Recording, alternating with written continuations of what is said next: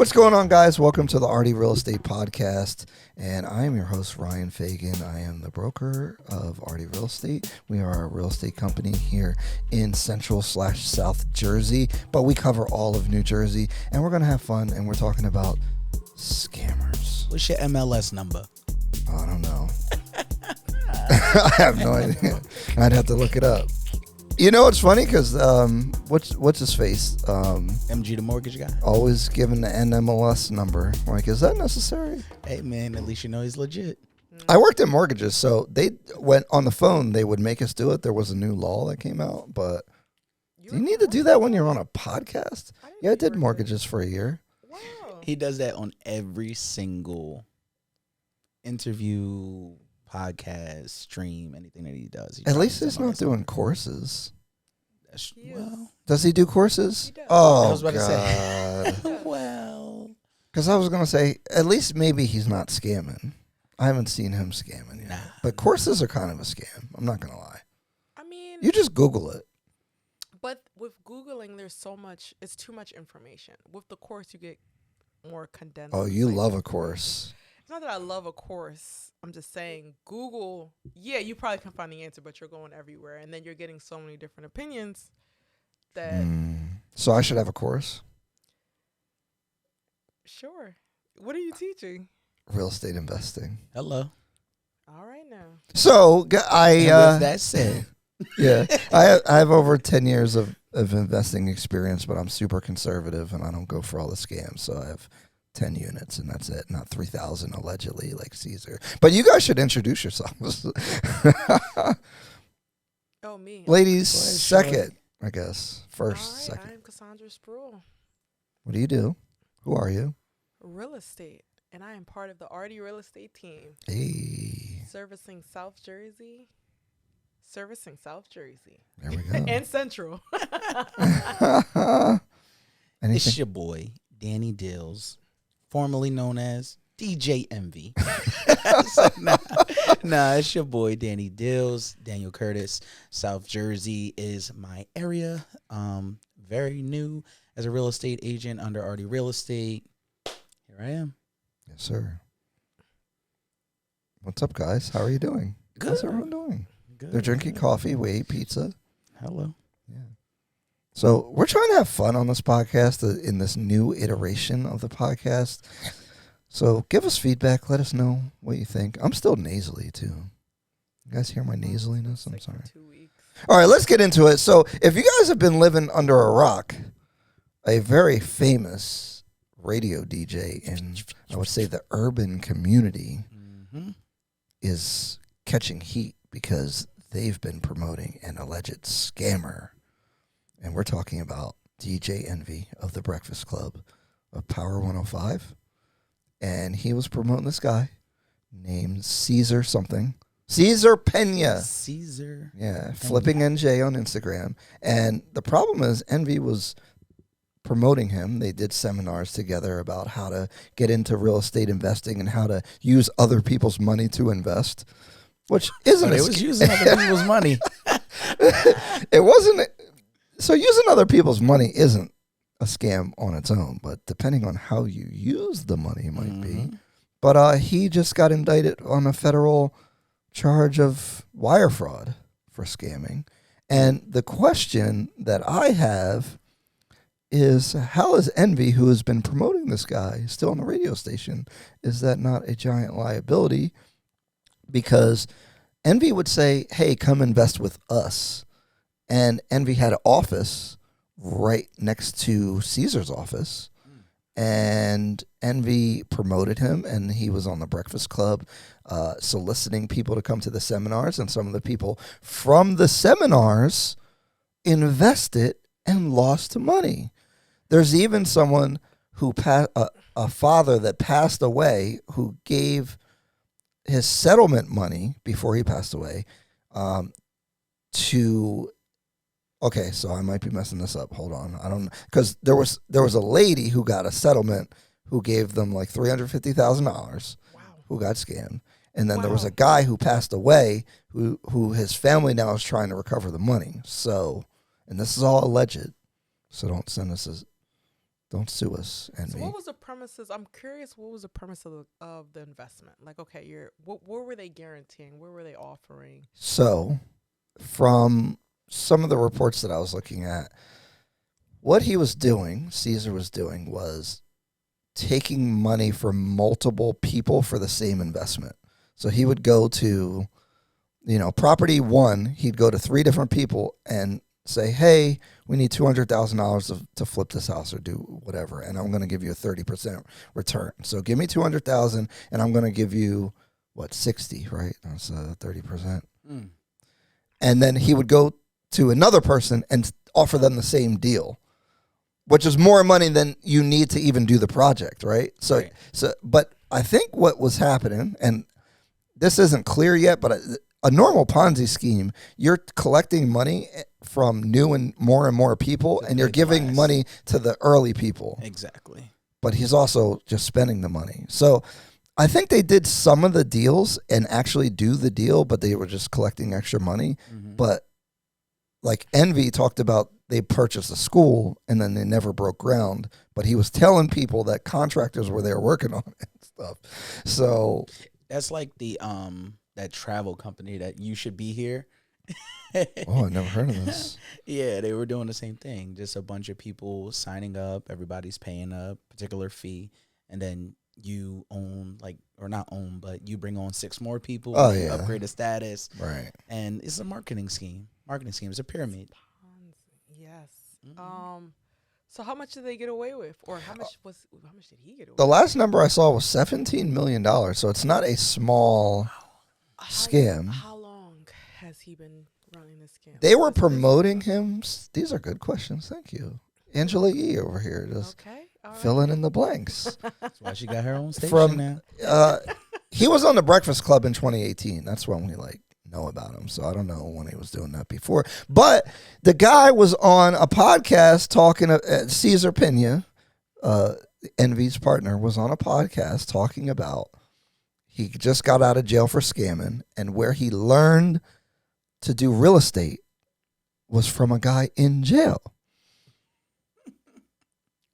You don't think that's a red flag? So And on the podcast, necessarily. what? Oh, are no. people just not doing their homework Oh, before no. they give their money out to people? I don't But understand. that's the back end. So it's like these people are investing tens and hundreds of thousands of dollars with they weren't looking at financial records. They weren't even pulling up to the site to That's the see where your problem. money is going. I don't get It's that part. crazy. Why weren't they but looking you at said it? DJ Envy and Caesar were partners. Were they I didn't say partners, they or were did- partners, but I said that he says invest with us a lot in his content. Well, based on this picture, they definitely were partners. Oh, they were, yeah, all the time. Sitting next to someone doesn't make you a partner. They are hosting an event together Host about real estate. but he's probably as using partners. DJs. So you Me guys and don't my think bro, DJ Envy, changed the face of real estate investing and taught our community building wealth through real estate is possible. We've been quiet for a while, but our dreams just keep getting bigger. Wait till you see our next move. $17 million later. So you When was think this? This was 2022 of last year, October. Okay. do you think that he knew? Do He you had think to it's know. possible that this could go on this long and no one called him and was like, yo, he's being funny with the money? You know what I mean? You can't be that close and not know where $17 million is going. I'm sorry. I'm think close so. to people and I know where your last check went. So $17 million is like, what's going on? Do you think it's possible that he didn't know? Is it possible? Like Yes. completely not know? Is it possible? Yes, but I don't think he did not have any inkling of what was going on. I just don't feel. Maybe in the beginning, then you start seeing that money, and he maybe had great intentions, right? But I don't know. Well, Envy says he didn't get $1. That was his defense. Was no one gave me any money.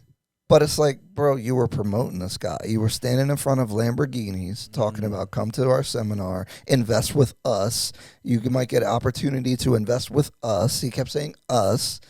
And so he might not have financially benefited that much from it. But there's no way. So let's, Cassandra, you introduced me to Danny, right? And you're popular. And you're like, yo, this guy's a real estate investor and blah, blah, blah. And he can get you 30% return on your money, right? And I give Danny money, right? And I don't get my money back after the deal. Like, the deal is getting messed up, right?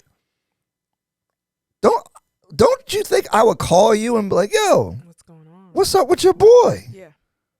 That had to have happened a couple times, right? Because people were going to Caesar's office, demanding money, then the checks were bouncing.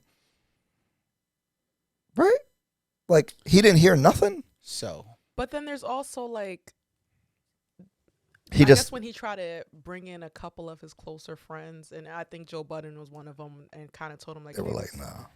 huh? Joe Budden was like, nah. But they kind of told him like, hey, this sounds like a Ponzi scheme. Like, you know what I'm saying? So it's like, I don't know. It's hard for me to really believe that he knew nothing. That's what I'm saying. so And go ahead.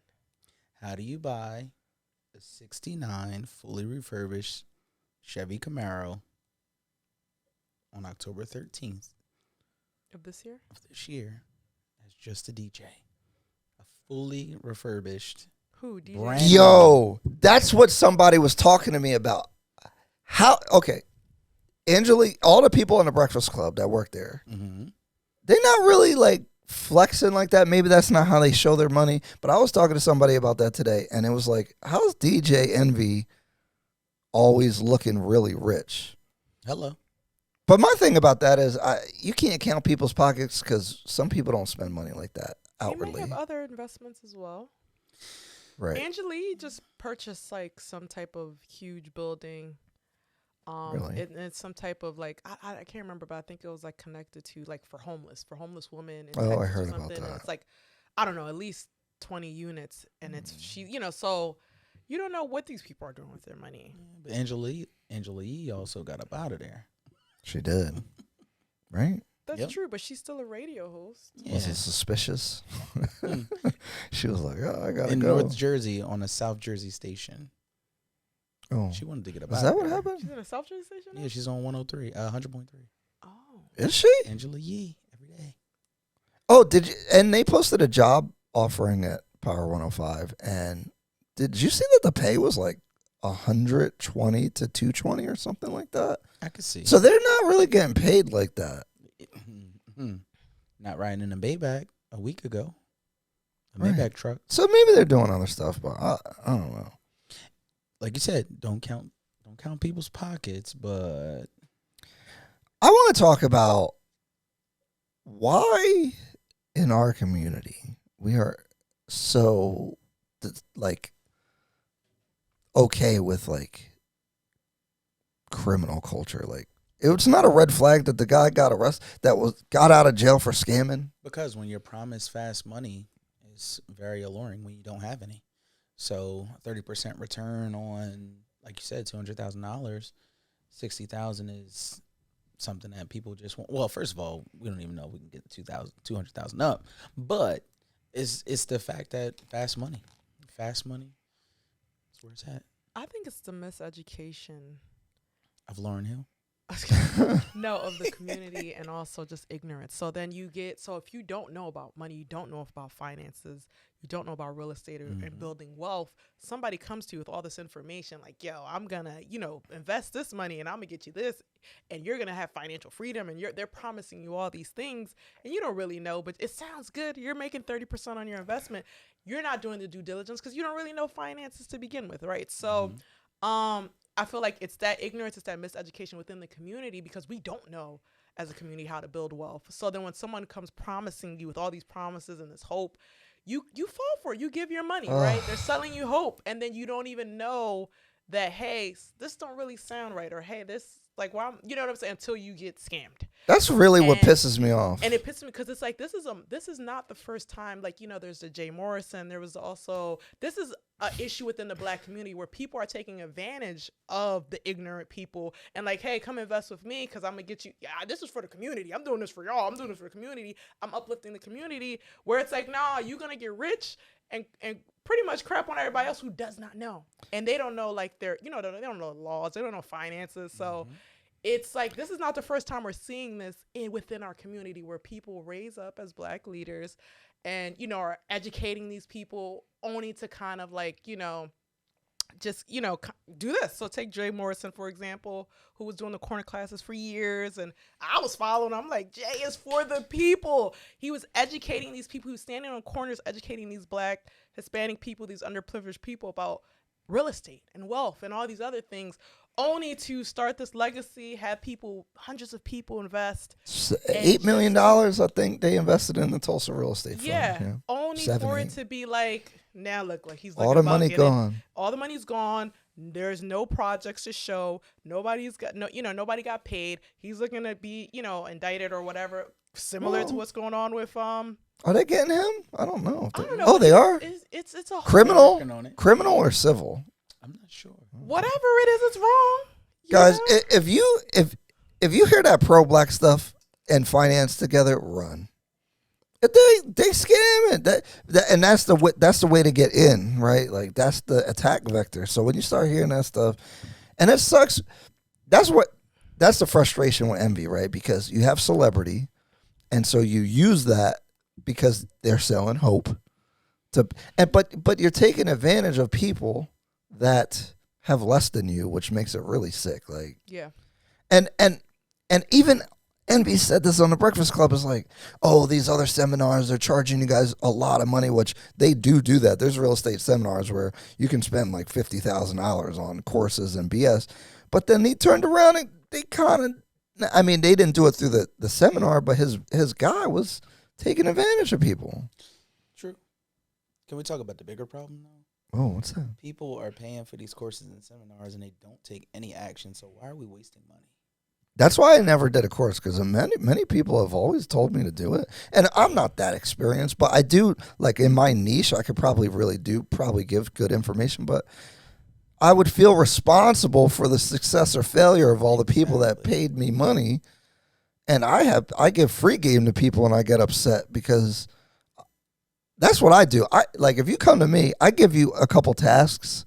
I'll be like, set up a savings account at a different bank and set up auto transfers. And however much money they can afford. And I'll be like, hit me in 6 months. And I never hear from them again. That's how I weed people out. I'll be like, yo. But that's because I'd be upset if I lead you astray. You know what I mean? I won't sleep good at night. I don't know. Some people don't take responsibility, though. So, Danny, you're saying it's the fault of the consumer or the mentor or the person's doing the course? I think it's a little bit of both, right? So the predator or the person that is putting on this show, this Ponzi scheme or scam or however you want to call it, they know exactly what they're doing. They know the population that they're that they're utilizing or attacking, and they understand the weaknesses and the strengths based on their experiences. So it's an easy target. You know what I mean? But then on the opposite side, you're talking about courses in general. Courses in general, depending on who's running the course. We're talking about the people, like you said, Morrison, these people that are, hosting these scams. But let me ask you this. What if, you're a consumer. Mm-hmm. You're looking to learn whatever, real estate development, for instance. Right. Do you not feel like, I don't know enough? And yeah, I can go on Instagram, I can go on YouTube, or I can go on Google and kind of like get some information. But if you see somebody who's on Instagram who perceive to have that knowledge that you want. Standing in front of a Bentley. Yeah. And in front of a building. They have the lifestyle and they also, they're dropping little videos, little gems where it's like, this person is very knowledgeable in real estate development. You as a consumer wouldn't feel compelled or feel like, hey, let me invest $1,000, $2,000, $3,000 into learning this skill. Well, that's all a part of the marketing strategy, right? I mean, knowing that, me knowing that, kind of sit there and you kind of take it for what it is. It's like, okay, I believe we talked about it previously on a couple of people that I've saw on Instagram. With the development thing that you're talking about, it's like, okay, well, I understand the risk of this $1,000 going to waste. So if this is my last $1,000, I'm probably not going to put it into somebody that's just out the wazoo. I have no idea, and I'm just banking on it. So what I typically do, this is just me personally, if I see something on Instagram, I try to find them on somebody's podcast. Like a podcast that I listen to a lot is called the Millionaire Mind State podcast. So on that podcast, it's a legit podcast. Multiple people have been on there. They have a very good reputation. So if I find somebody on Instagram, I see if they were on that podcast. I listen to the episode, see what they're talking about first, see what's going on. It's a guy up in New York. I'm forgetting his name, but he was somebody that does development, and I listened to him on the podcast first. And then I found him on Instagram. I watched his Instagram. He posted stuff from the podcast that I believe in. And it's like, okay, I can see myself maybe doing some type of business with him. So let me reach out to his team, get a little bit more information, then go from there. But people don't do the due diligence to really understand what's going on. And when you see the marketing scheme that a lot of people do, they do get caught up in the glitz and glamour of whatever that person may be showing. You know how many people are on Instagram renting from these exotic car spots and standing in. Like, I have a young boy right now that went to rowing with me and you. I ain't going to say what organization he's a part of, but went to rowing with me and you. That's exactly what he does. He runs up the money on his credit cards. He's doing his thing for himself. But now he's trying to build a following, and what he does to build his following is he buys the expensive jewelry, buys the expensive sneakers, he gets the cars, and he stands in front of them, takes pictures and stuff like that, knowing that this is a part of his image that he's creating. And that's where social media has taken us, is everybody has to create their own image to get ahead, especially when you're not coming from much, instead of, trying to be genuine about everything that's going on and putting it all on Front Street. I know Ryan says this all the time. Like, if we're going to do a video, just take a video. Like, you don't have to do all the editing and all that kind of good stuff. That's where, the authentic part of it kind of takes shape. And no one listens to me. Nobody really gets riled up about that stuff. But go ahead. Shake your head. I'm shaking my head at a couple things. Yeah, so no, it's not. So my thing is this. So the first point you made, some people do their due diligence and still get scammed.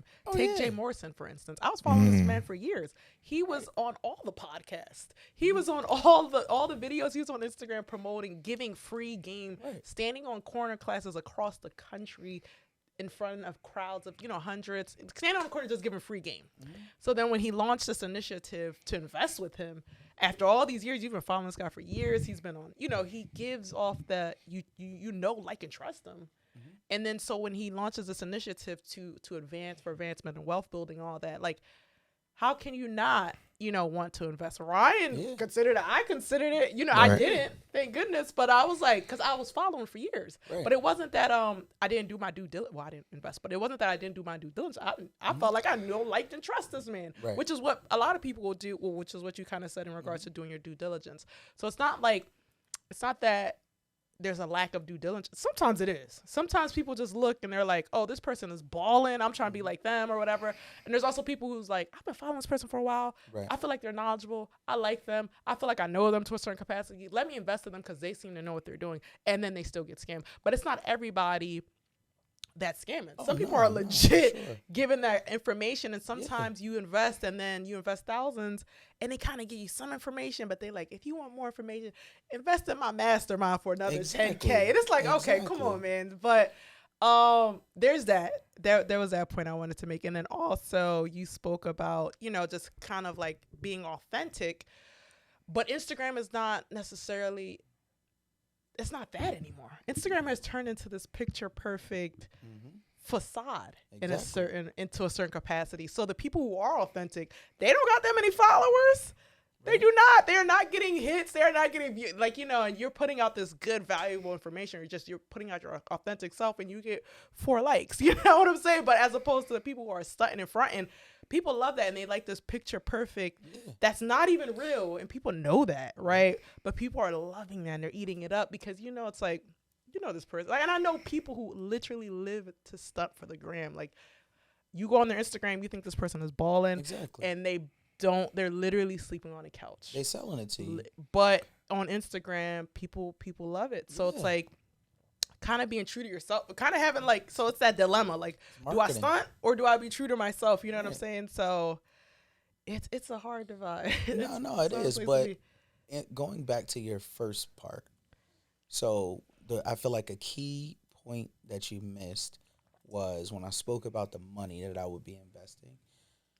Right off the bat, me knowing where my pockets are allows me to make that mistake or not make the mistake. Because if I was to say Ryan was hosting a course, okay, great. Well, let's just call it a spade. Ryan and I knew each other from Gridiron Access, but we never really spoke previously. So when I got my real estate license, I called Ryan. I set up a meeting like, hey, I want to meet you in person right now. I'm going to tell you what it is. You're not going to get that access with everybody. But right now, this is where I'm at. What are you offering? What do you have? Let me see all I can on the table. And then right off the bat, I told him, okay. He's like, it's going to take some money for you to get started. And this is how much everything costs, whatever case may be. And I'm like, okay. Well, I knew, going into it, like, all right, well, I'm going to spend X amount, a couple $1,000s, whatever, to get myself off the floor and expecting not to get that back up front. And he was very upfront saying that, when realtors first get in and they put all this money out, they get very discouraged when things don't happen right off the bat. So just utilizing that as an example, I knew where my money was going, and it was up to me to continue to follow through to see where we can go. Now, if 2 months down the line, Ryan was like, all right, Dan, I need an extra $1,500 for something, I would have said, all right, Ryan, where'd that come from? Where did that come from? One, and why would I even I would start to question, this is just me personally, I would start to question, why am I now creating a paper trail for you personally, and I'm not seeing anything in return? Whereas though with a lot of these people that are hosting courses, this, that, and the third, they're giving you a little bit of return. Like you just said, you just mentioned the whole, if you want to see more, come do this. That's a red flag. Like, it's a big red flag. That's an upsell, though. I mean, that's somehow some people do their business. But it's still it's a red flag in a sense of like, okay, it should alert you to be like, okay. But they don't tell you that they're not going to disclose all the information in the first part. Come and give more money. Okay, come and give more money for XYZ. All right, well, if I want to give you more money, you got to give me something. Like, well, give me somebody that's in your masterclass. Let me know something about it. You know what I mean? Like, give me a small portion before I spend multiple thousands of dollars with you to be a part of something that, if you're legit, everyone should know what you got going on in a sense of like face value. Like, all right, if we started a masterclass or whatever, and we're having new realtors come apart to be a part of Ardhi, and we're teaching them all this and all that, like, they should have access to you, to me, and to Ryan. You know what I mean? If not access, at least your Instagram, your information, a way to contact you, maybe even an email, reach out, whatever the case may be. But if they don't have that and it's all just going through Ryan, I'm like, okay, well, what about the rest of the team? You know what I mean? Like, what about, I think that was like one of the first questions I said. It's like, well, who else is on the team? Right. And I'm like, all right, boom. And then when I met you, I'm like, all right, cool. We settled in. Bing, bing, bing. Anybody else that comes on, I would expect that same greeting and stuff like that for them so they can kind of get acquainted. But it's not going to happen all the time, which I agree with you on. It's not going to happen all the time. A lot of people like Jay Morrison had a lot of people fooled. It's not just one person. And the due diligence, what I mean with like a situation like that is, you did all of that. You spent the year or whatever looking at the Instagram and watching the videos, maybe even attending those corner classes or whatever. And that's a lot of information that's right there and available for you. Now, how in depth is that information going? Are you not only just taking information from him, but are you comparing that information to someone else that you like or whatever, and kind of doing that for yourself? Because I think that's where a lot of people get fooled up, is like, okay, I go with one person and that one person is absolute. And that's where a lot of people, I feel like, get stuck in that bind of like continuously putting that money out. And because if I like you, but I also like Ryan, okay, I want to compare and contrast. But a lot of people be like, if I find this person, I'm sticking with this person. This is my person. And you know, you have to know what you are capable of doing. And that's what I did with Ryan. I'm like, Ryan, I'm not going anywhere else. I'm staying with you. This is what's going on. Well, but I knew what I was getting into. I knew what, you know. Well, that's the thing that makes it hard to tell. First of all, I was going to say it's easy to tell the difference online, but it can be hard to tell. Yes, like Jay Morrison, like you were saying, has been doing it for a long time. Now, there are red flags. Like, what did he actually do? Because what information are you giving? Because that stuff is on Google. You know what I mean? Like some of that. He has hundreds of videos just giving information for years. But I can use ChatGPT and just spit out information, and it'll sound good. But it could be hard to decipher. Yeah. But I think the problem comes down to people start believing in people. Mm-hmm. And that's what always makes me uncomfortable, even what you're saying. Because I had a bigger following back in the day when I was more active before COVID messed the whole game up. And when I would meet people that had seen stuff about me online, it always made me nervous. And that's why I'm big on authenticity, because you don't want to feel like they're talking to a different person, because they know you, right? They know you from your content.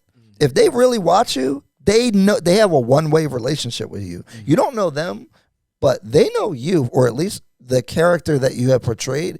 And I always get worried about making sure that they line up. Right. And so that's why, you know, controversially sometimes I keep my online stuff. There's wins and losses on there, and sometimes I'm petty, and sometimes I'm positive, and sometimes I'm negative, because I want to be a full person, so that if someone is a believer or whatever, it's not a caricature, especially if I meet them. So I think it's a big responsibility. But I think, I don't know, this money culture, on another podcast, on For the Record podcast that's produced here, Mike from TPRE said it's the get the bag culture, which excuses everything. Like, and that's how people are getting tricked, because if they have a Lambo, they must know something, right? But the problem is, like, Envy's an entertainer. That's how he got his money originally. So you're listening to an entertainer talk about real estate, but to Cassandra's point, the real estate people got 2,000 followers, you know what I mean? Like the people that are just quietly doing it, like the regular person. I mean, there are people with big followings and stuff, but actually the people with big followings are harder to listen to, because they're doing different types of stuff that you don't have access to. Yeah. Right. But people want to, and it is to get the bag culture. So everyone's looking to get into entrepreneurship, you know, and hey, so I feel like everyone wants to level up, and they're looking at these people. It's like, hey, I like what they got in regards to materialistic things. And also they're promoting entrepreneurship. They're saying that if I invest this money right here, my last $2,000 in this course, that I can be on my way to flipping a house and getting to financial freedom and, you know, getting this Lambo, right? So people are taking their last $2,000 with this hope and this dream, because you're selling them hope and dreams, right? And then they're investing it, and a lot of times they're not using the information, or maybe they don't have enough information, or they start it and then it's epic flop, or it's like they put their money and they lose their money. But everyone gets so caught up in this, like, especially during COVID, it was be an entrepreneur, quit your job and be an entrepreneur. But everyone's not built to be an entrepreneur at all. Everyone cannot handle, and it's like, and then even with like, there's like with, you know, I feel like in the last couple of years, it's like there's so much information, and they always kind of push like, there's no reason why you should not be rich, because there's so much wealth of information out here.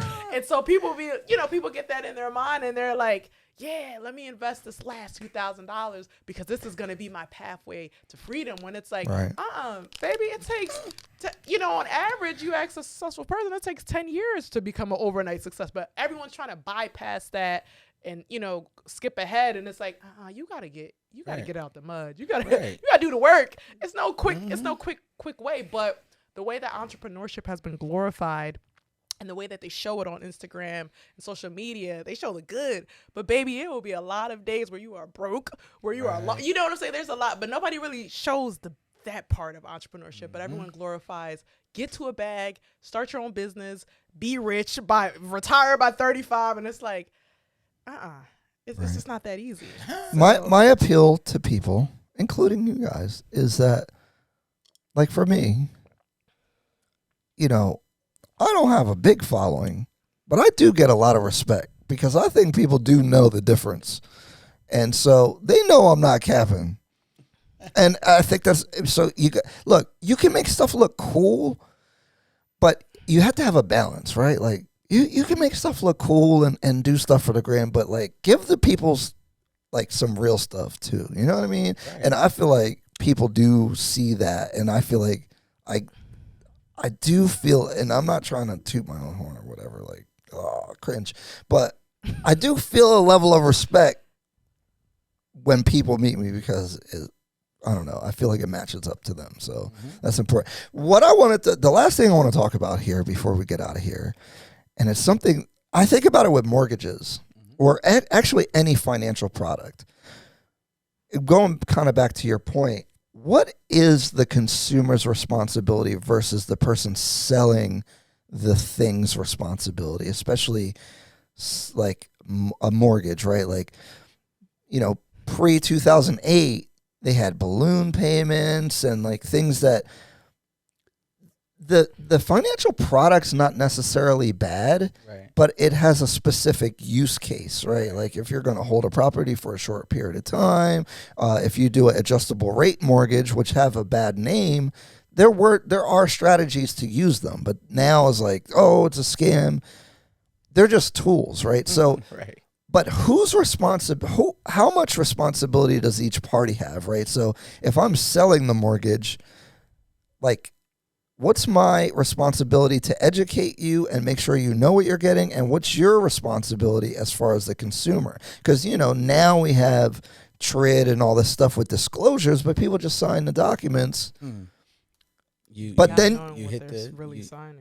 might cry that I didn't know. You hit the nail on the head. You said two main things. One, sales. Right? Mm-hmm. If I'm selling you something, I'm not telling you every nook and cranny of what's going on just for you to sit there and hear what I'm saying and try to find a way out of the sale. Mm-hmm. It's a sale for a reason. People in sales sell. Like, right. I'm not going to tell you, if I'm selling you this, you know, this coffee right here, I'm not going to tell you that, you know, the sugar count in it is so high of a level that you shouldn't really be drinking it. No, I'm going to tell you that this coffee is really good. It's really good. I'm going to sell it to you as is. It's pumpkin spice. It got the, you know, what you do, you frothed it, you did something.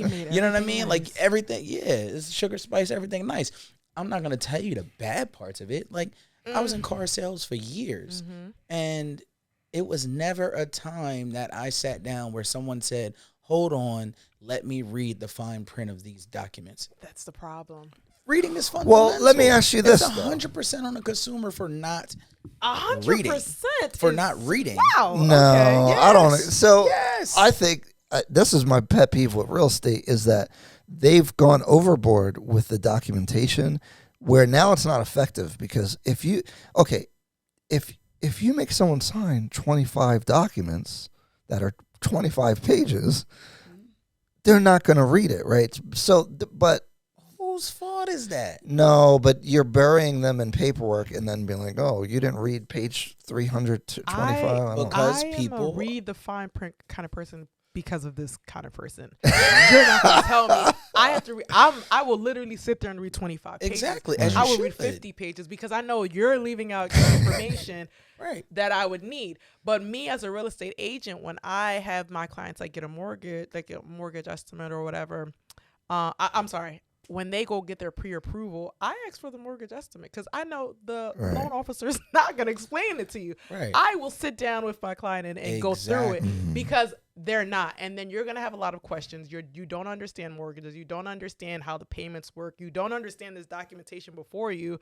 So let me give you a prelude. I kind of stand as the liaison because I feel like yeah, reading is fundamental, but a lot of people won't read. So Yep. I'm kind of, and I, as your representative, I'm gonna let you know, hey, and then even going through the contract, hey, these are the key points of the contract. Hey, let's go through this contract, see if you have any questions. A lot of people aren't doing that, but I like to stand as the liaison for myself, because I'm like, this joker not gonna tell me what's wrong, what are defects, or how do I get out of this? Exactly. And a lot of people don't. So kind of like I don't. So the fact that you said it's 100% on the consumer. Yeah, it is, because you got to have that representation. No, but what about you as a salesperson? Like, well, as a salesperson, like I said, as a salesperson, I'm going to tell you what's important right up front to get you to sign the document. I'm not going to tell you pros, and you're telling all the pros and none of the cons. It's not even necessarily none of the cons. Like, the cons are there, but I won't highlight the cons as a salesperson. And this is, I'm speaking in just as a salesperson for, you know, whatever other transaction. I'm speaking really specifically in car sales, because it's something that a lot of our people go and buy with bad credit. You know what I mean? Same thing with getting a house sometimes with bad credit and things of that nature when your rates are going up. So I've sold many of cars where people had a 24.99 interest rate on a Nissan Versa. Ooh. Many of cars, but I took it upon myself to be like, okay, I'm selling in my own city. Like, I'm not gonna take advantage of my own people, so I'm gonna teach them how to use this to build their credit and leverage it to jump back and get from underwater. So I'll tell them up front, like, hey, you're paying X amount. You should only do this for 6 to 12 months. After that 12 months, either refi or bring the car back to me. And then let's get you into a better car at a better payment, because you've established your history and your credit score should go up if you pay the car note on time. However, a lot of the customers that I get, not because they don't understand, but it's because they have a specific need in the moment, they sign regardless, because this is maybe their first time that they've ever been approved to purchase a vehicle. So they're like, okay, I came here for a Durango, but I'm going to leave in this Versa because I have nothing to drive, and this is the first time I've been approved. Nobody else has been able to help me. Nobody else has been this transparent. But on the flip side, when I say that it's on the consumer, what I mean by that is, like, you should, any sales transaction, you should always give a grace period. You should always give yourself some type of leverage with having a counterpart. Like, we I think Ryan and I talked about this previously, like, the worst people to sell to is people that have somebody that they call to on the phone.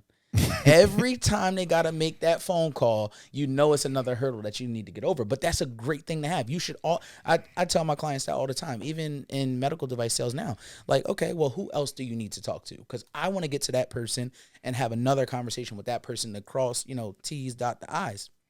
But just to kind of give you an example, in car sales, at the end of a car, well, not the end of a car sale, but before you start signing the documents, they put out pretty much your loan statement that tells you the price of the car, the taxes you're paying, your car payment, your APR, all this kind of good stuff, right? So what most people do, they'll go all the way down. They see the APR. I understand that already. Okay, boom, let me go down to the car payment. All right, exactly what I thought it was. Cool. And then it comes to that point, and this is when you're about to sign.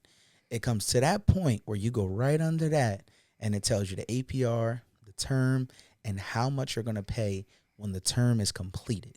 And it's typically almost 2 to 3 times what the car is valued when you're getting that high of an APR. And they're like, how in the world is this going to be this month? Well, you're paying $600, $700, $800 a month for 60 to 72 months. And so instead of paying $13,000 for this Nissan Versa, you're paying $36,000 for this Nissan Versa. And it's just like, oh my gosh. But then you know what happens? The need kicks in, and you like, you know what, but I still need this car. So, hey, I'm going to just do what I need to do. And everybody that's in that situation, I won't say everybody, but most people that's in that situation, they sit there in that particular moment and make the conscious decision to lock up their money for X amount of years by saying, oh, I'll pay this off early. Oh, I'll bring this back and trade it in. Oh, once you sign it, it's over. It's done. You're done. You're done. It's no way out. I think sales at the highest level has a degree, or the main objective, because I think people have a misconception about it. It's not forcing things on people. It's actually to provide the solution to their problem. Exactly.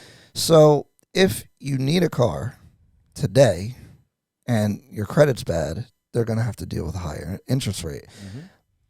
But I do think that some level of disclosure or education, like this is what it is helpful. And maybe, like you were saying before, hey, make sure you bring it back, trade it in. Once you fix your credit, you won't have it the whole you know what I mean? So I think it goes both ways where there is, as a professional, I think there's a responsibility to, like, in mortgage. Okay, so when I worked at this mortgage company, you would get like ranked on how many times you pull people's credit. But I would have people call, like, a 70-year-old lady, and I know her credit ain't good enough, or this product is not good for her. Right. From the conversation, the company will want you to pull the credit, and I'm not doing it. And that's terrible. Because I'm not going to feel good about it. Yep. And I think in real estate, sometimes I feel like it's not a good deal for the client, which is why I took a step back during COVID and all that stuff. Probably ended up being a little bit wrong because the market just kept going. But I would give you my reservations. I feel like I'm the anti-sale sometime, but I don't know. I think in the long run, the person, maybe this might be wrong too, but the person that puts the client's interests above their own, even if they're not getting a sale, I think you can win in the long run like that. You always win. But you're definitely not winning in the short run because people cleaning up and making money when they just be like, yeah, just sign.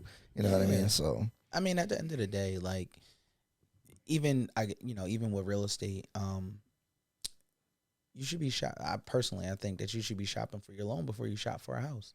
Like, because at the end of the day, like, you don't know how many times somebody's going to run your credit. Like, they do it the same way. The mortgage lenders do it the same way as they do it in car sales. So, in car sales, if you didn't have the best credit score, we had 6 to 12 banks. Some bigger dealerships have 20 plus banks, and they click a button and your information is going out to 20 to 30 different banks. That's 30 times that your credit is ran. Now, the benefit to it is, even though it's been run that much, if it's like for the same purchase and you're not jumping around and trying to get credit cards and a house and everything else, then you should be okay. But in the grand scheme of things, you don't want to see that your credit was just hit 30 different times. You know what I mean? So you gotta take that in consideration as a consumer. That's where the due diligence comes in. Like, okay, well, maybe I should look for this. But we go in as consumers expecting these sales professionals to be to have your interest at all times, and that's not the case. That's not their job. Their job is not to have your interest in the world of sales. The job is to get the sale done and solve the problem. So if you solve the problem, your interest isn't necessarily the number one thing. The number one thing is solving the problem as quickly as possible and moving on to the next to the next person. Now, for me, that's kind of why I got out of car sales, is because that just wasn't the thing. Like, I've seen many people take advantage of people all the time, and it's just like, I don't want to take advantage of people. Like, people not understanding stuff, people like that can't, like, not for nothing, but people that can't read are looking at these documents and being like, okay, fine, I'm gonna sign. Like, when I start seeing that as a manager, I'm like, nah, this isn't cool. And it was the reason why I only went into car sales at Enterprise, because they have certain standards to uphold as a company. Anywhere else that you go to, there is no standards. It's the wild, wild west. Car sales is a very dark place, just like almost any other sales thing where the consumer is the general public. It's just the truth. It's a hard fact. But at the end of the day, like, you have to have somebody that's going to help you out on the side. So when I left car sales for a while, I was just helping people buy cars because they didn't understand what it took to buy a car or how to do it. So I just showed them how to buy a car, make it a lot easier for them. You don't even have to go to a car dealership anymore. You know what I mean? And that's the same thing with the real estate stuff. Like, okay, well, go online, check out the houses that you want to see. Let's figure out what lenders that you want to have. Like, let's be genuine and authentic in what we're doing. And, that's a big reason why I came on with Ardhi, is because that's the kind of lane that I know you guys want to set and I want to set as well. Like, okay, well, let's help our people not only get a home that they want or a starter home or a duplex or whatever else, but let's actually make a genuine connection and actually show them how to build their wealth and how to get out of the rat race with utilizing this major purchase as, The vehicle. yeah, as the vehicle to do so. And, if we do that, we're going to be hand over fist better than a lot of these other agencies out there, because people are going to trust us. And once you have trust, it's a ball game. Cassandra, First time she smiled. final today. thoughts? That's a nice hoodie you got there. Thank you. I'm all It's out cool. here representing. Hey, Hey. is it Envy guilty? Is he culpable? Not guilty, because it's probably he's not going to get And arrested Caesar criminally. Unless he was knowingly taking money. There's no way he's getting arrested criminally. But just because you don't get arrested, don't mean what you're doing is wrong. Right or Very wrong. true. But if you're getting sued by a whole bunch of people, you're probably doing wrong things. Probably. It's hard to be the jury and the judge on this one. And the executor. This is just for I entertainment. feel like This I don't is not have legal enough advice. evidence Okay. to confirm if he's guilty or not. I feel like he did have some type of knowledge, some privy to the. Don't you think he should have said something at some point when he started hearing this? Yo, Yes. man, you was promoting it. Like, take some responsibility. Like, if it was me and I found out somebody was scamming, I'd be like, oh my God, I'm sorry. But, don't, But if you're making money hand over fist, are you? what are money you ain't doing? that important. Yeah, but I agree, it's not. But I'm just saying, like, that's where a lot of people go corrupt. Like, they start Get the off with bad good culture. intentions, and then they realize, like, hey, this system is really messed up. But I'm making so much money And that, like, green come in. I'm just gonna be quiet, or I'm just gonna fold to it, or whatever. And I'm not saying that's what Envy did. I'm screaming free Envy Right. forever, Okay, free envy. But Oh, no. free the guys. But I don't know. I really don't know. I don't know. I feel like it's hard for me to believe that he knew nothing. I just can't stand. You've been doing this for too long. Even you yourself had to have asked some questions like, why aren't these people getting paid? Or, something, or why don't you even know the financial, like, what's going on here? I feel like you knew something. Right. Maybe not enough to be so far involved, but you knew something and you chose not to speak. But maybe he didn't. What a mature response. What What a mature response. What a measured, Angela Yee is going ham. what a measured and mature, reasonable answer. Guys, Charlemagne, and this was something hot. No. Guys. Roy, what's your thoughts? If Roy, they're- what you been thinking? Charlemagne, tell us the real. if they're combining pro-blackness with finances or trying to get in your pocket, run. For the hills. Just because someone's an entertainer does not mean that they're smart. And if they have a Lambo, that doesn't mean you should listen to them and chill out with the get the bag culture. And this has been the Ardhi Real Estate Podcast. Wait, you didn't say is Envy guilty or Oh, not? is he guilty? Guilty or not? Yeah, he's DJ morally wrong. Envy. Absolutely. Morally wrong. He knew he heard something and he continued promoting that stuff.